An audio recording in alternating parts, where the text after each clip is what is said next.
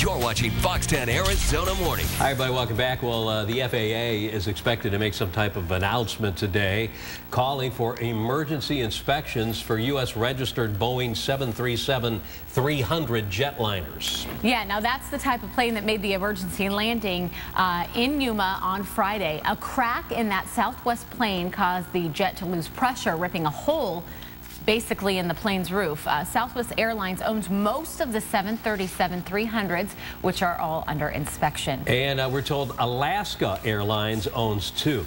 Yep. Well, you know, it's hard to comprehend what happened on Friday, and we've all fly a lot around here anyway, and used to fly a lot more when Southwest rates were a little cheaper, but can you imagine being up in the air no more than 15, 20 minutes? You're over Yuma. Thank God they got a Marine Air facility over there.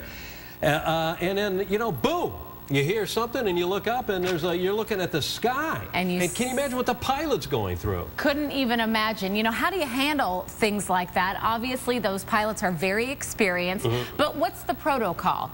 We have Chad Verdaglio. He is with us this morning. You are a pilot and the president of Sawyer Aviation. Let's talk a little bit about this. Good morning. Hi, Chad.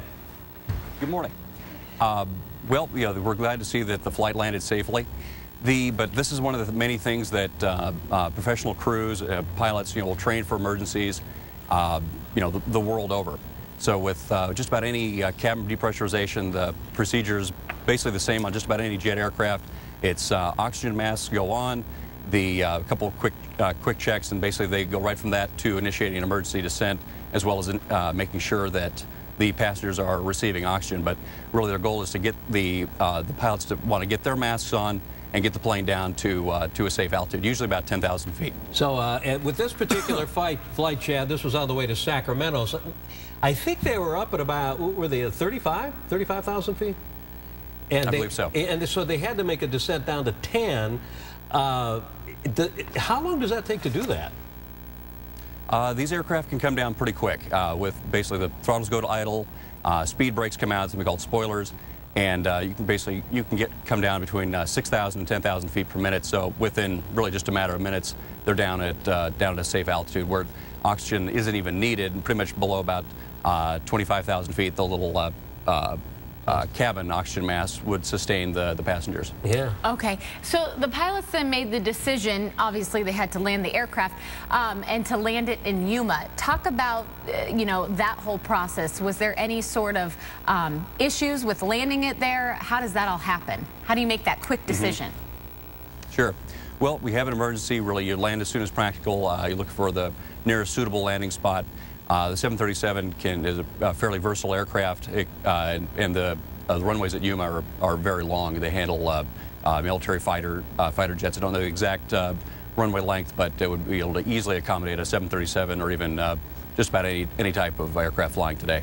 You know, I know, Chad, that Rick Krabs, our Skyfox pilot, told me that when he's flying, of course, this is, flying in the municipal area, he's constantly looking for a place to set down in case there's emergency. Is that also the case with commercial airline pilots? They're pretty much aware where they need to go if something happens?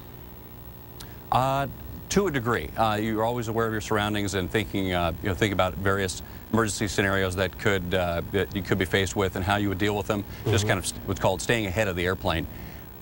In the case of where you're up at 35,000 feet, the immediate area that's available to you is pretty broad. Can be as much as a 200-mile diameter circle. So you have a lot of options. Yuma Airport, really, you have a lot of options at that altitude. Really, and only increases safety that much further. Do you think? I know that the pilots, and I've watched them at the airport. I know that each pilot taking over that aircraft inspects the plane as much as he possibly can in a visual inspection. There's no way that anyone could have seen that, any cracking on that fuselage, visibly. Well, hard to say. Without there may have been some very minuscule thing that was evident ahead of time, but I'd say that's pretty much unlikely that they could have seen it in advance. The inspections that are available to look at the metal really are absolutely fascinating. Something almost seems like out of science fiction, where they can connect two wires to a various panel, and through just the resistance of electricity, sense if there's any fatigue or cracking in that metal. And these aircraft do undergo that type of testing. They even get X-rayed. with basically whether it's a commercial airliner or aircraft flown here at Sawyer. But with this, I know the FAA, Boeing, and Southwest Airlines are working together to find new ways to look at the intervals. Really, what matters most is not just the hours flown or the age of the aircraft, but the cycles. I think Southwest Airlines flies this airplane gets about 7 cycles a day, and that's quite a bit of flying. Wow. But that's also what they're designed for. Pressurization, depressurization, pressurization, depressurization, and that wear and tear on the fuselage. All right, Chad. Chad, thank you so much. Thanks. Great, thank you. Appreciate your Verdaglio time. with Sawyer Aviation. Yeah, you know, the Southwest planes, you know, they want to turn them around in about 15 minutes. As soon as they land, they want to get the plane ready to take off again. Somewhat up and down, up and down. Yeah. And the pressurization kind of blows the plane up, you know, kind of expands like a balloon, and then it contracts. And so there's probably more wear and tear on those types of, on that airlines because they turn around so fast. You would think so, right? Yeah.